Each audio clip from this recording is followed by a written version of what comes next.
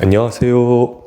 컨텐츠 좋아요입니다. 오늘 준비한 영상은 기존 것과는 좀 다른데요. 선협 장르가 무엇인지 한번 설명을 드리는 컨텐츠를 해보려고 합니다. 선협이라 그러면은 대충 뭐 무협이랑 비슷한 거 아니야? 중국인들 나와서 칼싸움 하는 내용 아니야? 물론 맞긴 해요. 중국인들 나와서 칼싸움 하는 내용은 맞는데, 그렇지만 무협이랑 이게 차이점이 굉장히 많기 때문에 한번 이런 영상을 준비해 봤습니다. 최근에 회귀수선전이라는 작품이 유행을 하기도 했고, 또 선협 장르의 웹소설들이 이제 문피아 랭킹에서도 심심치 않게 보이거든요.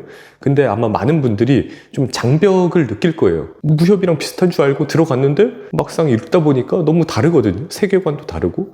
그래서 제가 좀 기초적인 내용들을, 그러니까 막 자세하게 알려드릴 수 없어요. 어떤 분은 그렇게 생각할 수도 있어요. 아, 이건 좀 틀린 설명 아니야? 라고 할 수 있는데, 저는 그래서 굉장히 일반적인 것만 모아서 하려고 합니다. 그래서 먼저 무협과 선협의 차이점을 간략하게 짚고 넘어가면서 설명을 하겠습니다. 먼저 무협은 협객들이 나와서 이제 뭐 정의를 구현하고 복수를 하고 이런 내용이죠. 근데 이제 정의 구현을 이제 하는데 좀 생각보다 말로는 안 되잖아요. 악당들도 너무 많고 복수의 대상도 있고, 그래서 그게 말로 해서는 안 되니까 지금까지 갈고 닦은 무술로 제압해서 강제로 정의 구현을 하는 그런 내용이 많아요, 무협은. 근데 선협은 이게 진짜 간단하게 딱 말씀드리면은 사이코패스들이 신이 되려고 서로 경쟁을 하는 이야기예요. 정말로 그렇습니다. 물론 좀 사이코패스라고 했으니까 좀 과격하게 표현을 했는데, 이제 디테일한 거를 하나하나 설명드리다 보면은 납득을 하실 수 있을 겁니다. 먼저 이제 제가 이 설명을 드릴 때, 선협물이라는 장르에 대해서 설명을 드릴 때 예시로, 뭐 작품을 예시로 들면 좋겠지만 작품들보다는 딱 명료하게 직관적으로 파악할 수 있는 게임으로 설명을 드리면 더 좋을 것 같아서 귀곡팔황을 좀 예로 자주 들겠습니다. 지금 이 영상에서는 이 귀곡팔황이라는 게임도 장르가 당연히 선협 장르예요. 그리고 이게 제가 처음으로 접한 선협 장르거든요. 저도 이 귀곡팔황을 하기 전까지는 선협이 뭔지 잘 몰랐어요. 저도 실제로 그냥 중국인들 나와서 칼싸움 하는 거 아니야? 무협이랑 비슷한 거 아니야? 정말 딱 그렇게 생각했거든요. 근데 이 게임을 하면서 제가 이거 좀 다르구나 라고 느낀 포인트가 있습니다. 먼저 이 게임 처음 시작하면은 뭐 검법, 도법, 권법 뭐 이런 거 나와요. 무협이랑 똑같잖아요. 그리고 이제 퀘스트를 깨다 보면은 초반에 갑자기 요괴들이랑 싸워요. 요괴라는 존재가 무협에서는 뭐 등장하는 것도 있지만 웬만하면 등장을 잘 안 하잖아요. 근데 요괴들이 너무 많이 나와요. 그래서 이건 게임이니까 그렇겠지라고 생각했어요. 왜냐하면 게임은 몬스터, 이 몹들이 있어야 사냥을 한다는 설정이 있기 편하니까. 그래서 요괴들이 많이 나오는 줄 알았어요. 그리고 뭐 내공 뭐 이런 게 다 나오니까 그냥 무협이랑 비슷한 거 아닌가 했는데, 근데 그 상태창에, 그 게임의 상태창에서 뭔가 눈에 띄는 게 하나 있는 거예요. 수명이라는 게 있는 거예요. 아니, 무협 게임이나 뭐 무협 할 때 수명이라는 게 그렇게 중요한 건가? 수명이 자꾸 늘어나거든요. 이게 강해지면 강해질수록. 아니, 왜 수명이 왜 그렇게 중요한 거지? 이제 하다가 이게 좀 더 진행하다 보니까 수명이 300살, 400살 이런 캐릭터들이 막 나오는 거예요. 제 캐릭터도 수명이 금방 200살이 넘는 거예요. 좀 이상하잖아요. 무협에서 아무리 강한 고수라고 해도 한 100살 살면은 웬만하면 다 죽지 않습니까? 근데 아니, 왜 이렇게 자꾸 수명이 늘지? 뭐지? 했는데 알고 봤더니 무협이랑 세계관이 상당히 달라요.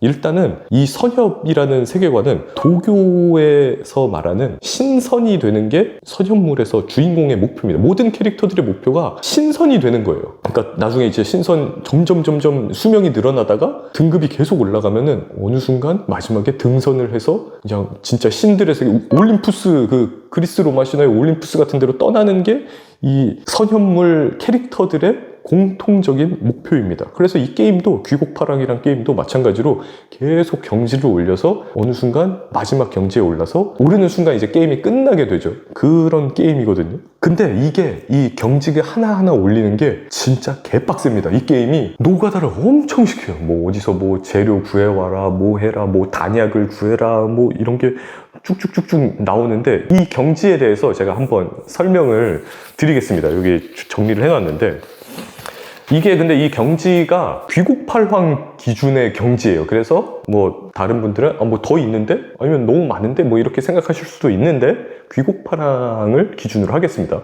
먼저 산수라는 게 있어요. 이거는 이제 이 신선이 되고자 하는 이 캐릭터가 처음 딱 수련을 위해 떠나면은 산수라고 해요. 그러니까 이제 사업자 등록을 딱 한 상태인 거죠.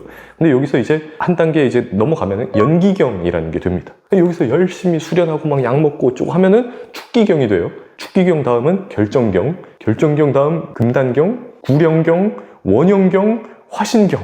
이 화신경까지 가면은 드디어 신의 경지예요. 이때부터. 그 전까지 원형경까지는 그래도 인간, 거의 뭐 탈인간급이긴 한데 화신경까지 오면은 이제 신이 됐다라고 봐도 됩니다. 그래서 막 특수한 능력들이 생기고 눈도 이상해져요. 막 눈빛이 막 빨개지나 막 이상하게 눈에서 막 레이저 나오고 그래요. 그리고 화신경 다음은 이제 오도경, 그 다음에 우화경, 그리고 마지막이 등선경입니다. 이제 올림푸스로 올라가는 단계인 거죠. 근데 이 재료들 구하는 게 정말 너무 빡세요. 이 경지 하나 넘어갈 때마다. 그 대신 이 연기경, 축기경 방금 말씀드린 게 빡센 대신 한 번 올라가죠? 이 경지를 한 번 올라가면은 그 보상이 너무 큽니다. 아까 말했다시피 수명도 늘어나는데 이 전투 능력 자체가 말도 안 되게 증가를 해요. 그러니까 무협을 이제 한번 예로 들면은 무협에서는 또 무협도 나름 경지가 있잖아요. 뭐 3류, 2류, 1류, 절정 뭐 이런 경지가 있는데 그래도 여기는 경지가 하나 올라가더라도 비벼볼 수 있어요. 예를 들면 1류 무사 10명이 절정 보수한테 도전을 한다고 해봅시다. 동시에 10대 1로 싸워요. 그럼 이제 10대 1로 다구리를 치면은 1류 무사 10명이 이기거든요. 무협은 그런 세계관이에요. 근데 선협에서는 연기경 10명이 축기경한테 덤빈다? 진짜 1초 컷입니다. 이 세계관은 그래요. 개미 10마리가 저한테 달려드는 거랑 거의 비슷한 수준이에요. 그래서 한 100명 정도는 와야 뭐 상대가 될까 말까 하는 수준입니다. 그래서 이게 경지 하나 차이가 그런데 경지가 한 2개, 3개 이렇게 차이가 나면은 애초에 그 세계관에서는 사람 취급도 안 해요. 한 3단계 위에 있는 애들은 그 아래에 있는 애들을 거의 벌레 취급을 합니다. 약간 크툴루 세계관이랑 이게 좀 비슷한 면이 있어요. 경지가 엄청 높은 애들은 아래에 있는 애들을 벌레 취급을 해요. 아예 무관심합니다. 벌레 취급, 무관심. 근데 요 아래에 있는 애들은 그 높은 경지에 있는 애를 보면서 막 미지의 존재를 추앙하듯이 그런 느낌이거든요. 그래서 이 선현물에서는 가장 중요한 게 이 경지라는 요소입니다. 경지가 올라가는 게 너무 중요한 거예요. 그래서 이 인간이 수련 끝에 결국 신이 돼서 올림푸스로 올라가는 단계이지 않습니까? 근데 아까 말씀드렸다시피 경지 중간에 아직 올림푸스 가기 전에 화신경, 그러니까 등선경보다 3단계 아래에 있는데도 벌써 신이잖아요. 그래서 얘네들의 싸움은 차원이 다릅니다. 이 무협 강호에서 싸우는 애들은 그냥 검 주먹으로 툭탁툭탁 해요. 근데 이 선협에서 싸움이 나면은 일단 막 산이 무너지고 날아가고 바다가 갈라지고 정말 그런 식의 엄청난 스케일의 싸움을 벌여요. 그리고 아까 맨 처음에 제가 요괴가 많이 나왔다 그랬죠. 이 세계관은 요괴들, 무슨 용, 봉황 이런 애들도 나오고 귀신 막 다 나옵니다. 그리고 이 무협은 강호라는 세계관 안에 딱 중국이죠. 중국이 안에 갇혀 있지 않습니까? 얘네는 인간계, 천계, 마계, 명계 뭐 이런 데를 다 우주적인 스케일로 이제 소설이나 게임이 스토리가 진행이 돼요. 그래서 그 선협에 빠지신 분들이 몇 분 계신데 그런 분들은 무협을 못 보겠다 그러더라고요. 아니 연기경에서 축기경만 가도 벌써 막 200살 이상 다 사는데 무림고수 아무리 막 대단해 봤자 축기경한테도 지는 거 아니냐. 여기서는 축기경 선협에서는 벌레인데 그러니까 이제 시시해서 못 보겠다는 거예요. 물론 뭐 다른 재미가 있는 건데 뭐 그렇게 얘기하는 것도 일리는 있는 것 같아요. 그래서 어쨌든 이 모든 캐릭터들이 근데 이렇게 말도 안 되는 전투력을 가지고 마지막에 신이 되는 게 목표이지 않습니까? 그래서 아까 제가 가장 처음에 사이코패스들이 신이 되려고 경쟁하는 장르라고 하지 않았습니까? 진짜로 그래서 이게 경지 하나하나 올라갈 때마다 말도 안 되는 보상이 주어지기 때문에 여기 캐릭터들이 사이코패스들이 진짜 많아요. 선현물 특징인데 정말 인성이 평균적인 인성이 무협 소설도 뭐 평균적인 인성이 그렇게 높진 않지만 여기는 진짜 바닥입니다. 인성 쓰레기들 막 다 모여있어요. 심지어 주인공들도 평균적인 인성치가 많이 낮아요. 원래 보통 웹소설이 주인공은 좀 착하고 정의로워야 좀 보지 않습니까? 주인공이 막 쓰레기 악당이면 보기 싫잖아요. 근데 선협은 좀 있습니다. 특히 중국에서 이렇게 뭐 번역되어 왔다는 거는 그냥 대놓고 또라이들이 너무 많아요. 왜 그러냐? 평시 올라가면 강해지니까, 강해지면 그만이잖아. 약간 그런 느낌이죠. 그래서 귀곡파랑에서도 퀘스트를 하다 보면 뭐 보물찾기를 도와줘, 누구를 구출하고 싶어 도와줘, 이런 게 있어요. 그래서 퀘스트 이제 도와주러 가면은 보물 나오는 순간 갑자기 으아 이거 다 내 거다 이러면서 나를 갑자기 기습 공격하고.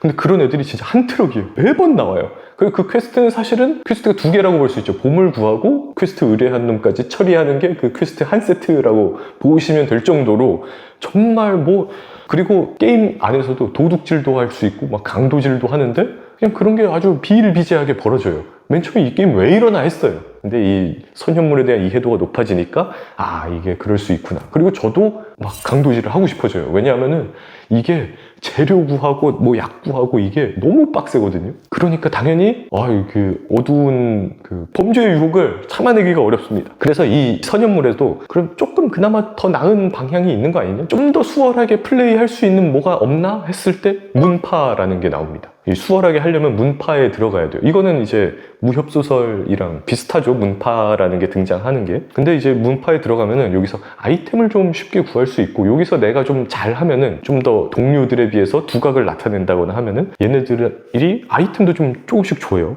그리고 이제 내 스승도 생겨요. 그래서 스승이 내 뒤를 봐준다든지, 이 선협에서는 내 뒤를 누가 봐주느냐도 되게 중요합니다. 내 스승이 누구냐, 내 스승이 누구고 뭐 이러면은 나보다 경지가 높은 놈도 내 스승이 걔보다 높아? 그러면은 함부로 못해요. 왜냐면은 정말 무서운 분이 와갖고 자기를 손가락으로 톡 치면 죽을 수도 있기 때문에 이제 그런 구조거든요. 근데 이 문파라는 것도 제가 가만히 보니까 이 거대한 피라미드 구조고 이게 완전 사이코패스 양성소입니다. 이 경지가 제일 높은 놈이 이제 그 문파 주인이고, 그 다음 단계 애들이 이제 중간 관리자고, 또 그 다음 애들이 그 다음이고, 약간 회사 같은 느낌으로 운영이 돼요.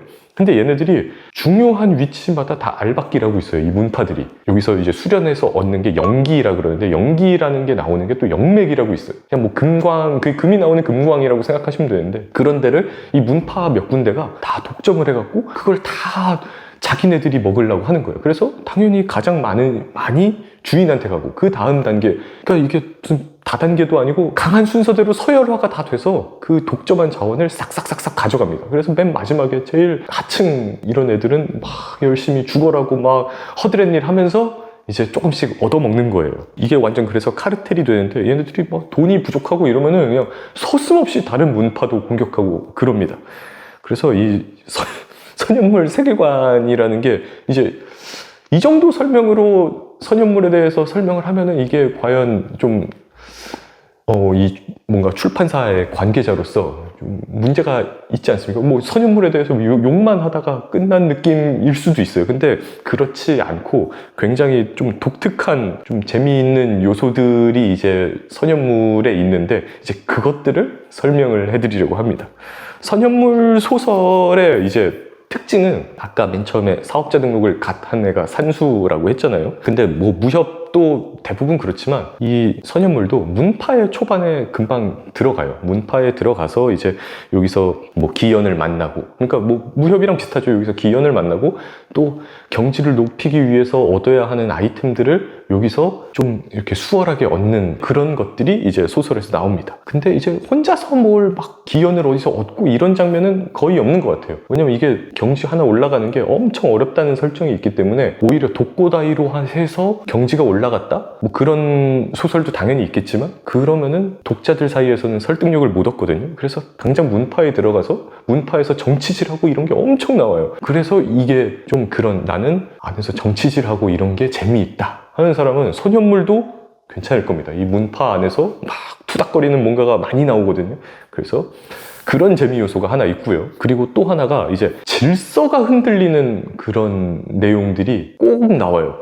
질서가 흔들린다는 게 뭐냐? 그러면은 이제 주인공이 이제 성장하기 위해서는 이 선현물의 세계에서는 질서가 흔들리는 게 꼭 꼭 필요한데 몇 가지 이벤트들이 벌어집니다. 먼저 갑자기 이 선현물에 우주적 법칙이 있거든요. 근데 그게 갑자기 어느 순간 그 균형이 약간 깨집니다. 그래서 무슨 오행순환이 어쩌고저쩌고 막 꼬이면서 갑자기 천지에 새로운 법칙들이 생겨나요. 그래서 기존 문파들이 독점하고 있던 영토나 자원 같은 게 갑자기 없어진다든지 그 의미가 없어진다든지 새롭게 등장한 자원이 이제 앞으로 수련을 하는데 훨씬 중요한 아이템이 된다.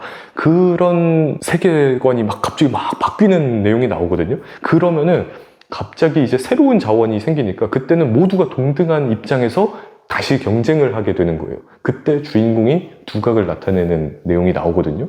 근데 이런 식의 전개는 무협소설에는 일단 없죠. 갑자기 무슨 세계의 질서가 바뀐다. 웬만한 장르에는 없을 거예요. 근데 선협에는 그런 장면들이 있다. 이런 거는 좀 신선한 재미가 될 수 있습니다. 또 하나는 그냥 기득권 장벽이 무너지는 거. 이런 건 이제 사실 다른 웹소설에도 흔하죠. 문파가 하나가 갑자기 망한다든지 하나가 다 전멸한다든지 아니면은 갑자기 요괴들이 나타나갖고 세상이 엉망진창이 된다든지 그럴 때 주인공이 세상이 엉망이 됐으니까 두각을 나타내는 내용도 있고요.